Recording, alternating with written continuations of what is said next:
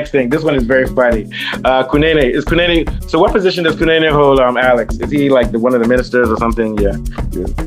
Yeah, I think he's the deputy leader of the Patriotic Alliance. Deputy leader of the Patriotic. Yeah, he said that. Yeah. Okay, thank God it wasn't somebody from the ANC. He told Donald Trump, "Don't worry about Malema. He's a small boy. He's not in government." And we know that he's the leader of the EFF, but he's not even part of the national. He said, "Don't worry about him. He's just a little mosquito." Come on, this is that's very embarrassing. It is for someone that powerful, and it goes to show you now Malema is a voice. I feel like. Go ahead. Yeah. Go ahead. I feel like instead of, I feel like he misses the bigger issue of why Malema is speaking out about the land issue. I feel like instead of addressing why Donald Trump feels comfortable commenting on South African policy, Kunene attacks Malema personally, which is diverting from the broader issue of land justice and international meddling. It's just is missing the point. I don't get why he had to personally attack Malema. Here's why. He belongs to the PA. The PA is the right wing of the DA. They worship the DA. Anything the DA does, they do it. So he's doing it because he doesn't care about black rights in South Africa. He doesn't even care about colored rights. What he cares about is his party, the PA, and they're close with McKenzie. They're closely aligned with the DA. And to be honest with you, I think the PA is a racist. They're anti-black based on some of the things I've heard McKenzie say. I hate to say they think they're better than the black because McKenzie's colored or whatever. I'm not trying to cause a war in South Africa over racist stuff, but a lot of these guys think they're bad, and because they speak the same language as the African guys. You get my point. So but my point being is that see how far Malema has fallen. Where Kunene, I don't even know who the guy is insulting him like that with Trump. So you're right. He shouldn't be talking like that. But we realize that in politics, he's a bad guy. So it's like saying, why did that guy kill all those people? They did that because they want to. So he's doing what he wants to. He wants to undermine black power in South Africa not because he hates blacks, but because he's politically invested in what the DA is invested in, which is white capital and power. What do you think, Afolabi? Yeah, you guys are absolutely spot on. And I feel, Kunene, I'm not surprised this is happening because he's had a history of exchanges with Malema. He's called him a bully in a primary school. He's called him a bully in a primary school. He's called him cockroach. Now he's calling him mosquito. So I'm not surprised at all. But Donald guys Trump, have a person. Maybe they were fighting over the same girlfriend or something. I don't know. Something like that. But Donald Trump himself, Donald Trump was never going to come to the G20 summit. He's just using Malema as an excuse, basically. Yeah. And Donald Trump wants to, assert control over South Africa, basically standing on the side of the white people. And I think he's doing that. I think Trump is doing that because of Musk. I don't think Trump really cares one way or another. Yeah, I think it's because of Musk. And we need people like Malema to speak out on this. And whether or not he comes to the G20 summit, it's going to hold anyway. And it's a good thing that it's the first time an African country is hosting it. And South Africa has a lot to gain from this. They can wrest themselves from the control and the influence of America and begin to build trade alliances with the BRICS bloc. Yeah, South Africa's in the middle. I don't like what's his name, Ramaphosa, but I'll say he's not totally selling out to America in the way. What he's trying to do is keep South Africa dancing between BRICS and America. Somewhat neutral. He's trying to keep them neutral. But at the end of the day, he's a capitalist, so he's looking out for his own interests rather than the country. But he has done a few things, like getting rid of two-tiered healthcare and trying to pump a little bit of money in schools, but it's not enough. So you'll never hear me totally attack ANC. They're not doing enough, and I think ANC is corrupt. But it looks like a lot of the parties are corrupt. I don't know if there's a clean party inside of it. Maybe PAC, those young kids. Yeah, even the EFF. EFF is corrupt to a certain level because Malema and everyone is corrupt.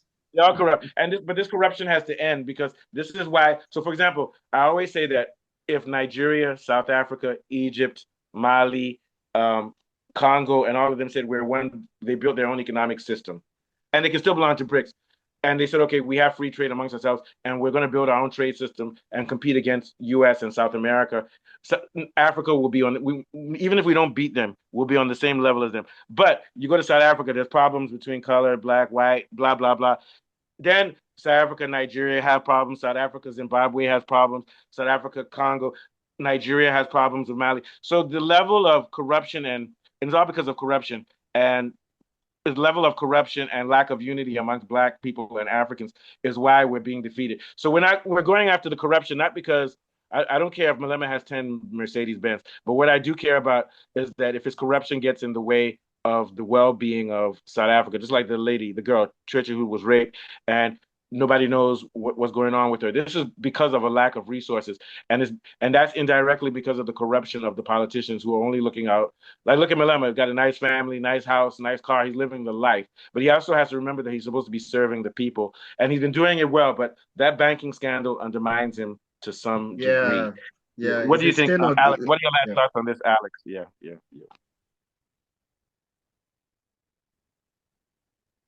Is Alex there? Can you hear us? First, I want to comment on Trump, who Yeah. actually commented on it.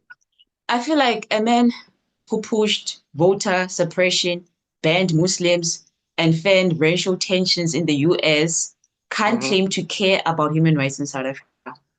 Oh, of He course. is clearly political and economically motivated. Like he caters to white people. And I Because feel like he they also, pay your bills. yeah. And also I feel like he aligns with AfriForum's narrative, which frames white farmers as victims, Yeah. while ignoring the historical theft of land from Black South Africans. So Yeah. AfriForum has a track record of lobbying internationally to Yeah. maintain, this white minority interest. So I feel like And you know what land makes it was bad? stolen through colonization. Yeah. And what makes it bad? Sorry to cut in front of you. They call it AfriForum. So when you first hear it, you think it represents Africa. They're very clever. AfriForum. We Africa. love Africa. You go. No, you mean Afrikaners. Africana Forum. Go ahead. Yeah, that's what they should call it. Go ahead. Sorry to cut in front of Yeah. you. Yeah, I was saying that the land was stolen through like colonization and apartheid laws. So the Yeah. land reform debate is not about punishing white people, No, it's but reform. but restoring dignity and correcting historical injustice. That's what it's about. So Yeah. like Trump has just sit down, like Yeah, well, we know what. See, relax. this is the problem with politicians. I used to work for a white guy, and he told me he's not racist, and I believe it. You know what he told me? He said the only color I care about is green. He was talking about U.S. dollars. So Trump cares about money. If tomorrow Trump can make money off of black people, he'll like, we need to liberate the black folks, and then you see them give him $2 billion. He'll be shouting for black people. You get my point. But so that's the Yeah. thing. But I do believe that Malema, even though he may be corrupt, he really believes in the people and everything. He just needs to polish himself up a little bit, or he needs not to polish, humble himself, and try again. I'll never say he should be out of South African politics at all. So very beautiful show. Take us out with a few things. I'll follow you. What are your thoughts? Yeah, I quite agree with you. He needs to humble himself. And then again, I feel he needs to polish himself. Malema lacks diplomatic acumen. He's always so brash and so he's like a labor leader. He needs to be a little bit more diplomatic, and he needs a little bit of panache when he's addressing global issues, sensitive issues. Like Maradona, don't always run through people. You have to dribble sometimes. Someone like that. So I gotta keep football. The South Africans do shibobo football. Malema needs to do shibobo and do like this around people. I hate to say that. If you're a politician, you have to be very clever. You have to sometimes you have to pretend to be people, and then later on you can stab them in the back. And he has to keep his hand out of the cookie jar because his integrity is important. He already has enough money. All right, so thanks. So Falabi, take us out. Okay, it's been another brilliant South African show. We've been discussing Malema all the way, either with Orania or with Kunene. I'm from Mustafa and Alex. Bye for now. All right, guys. Thank you. Very nice show. Okay.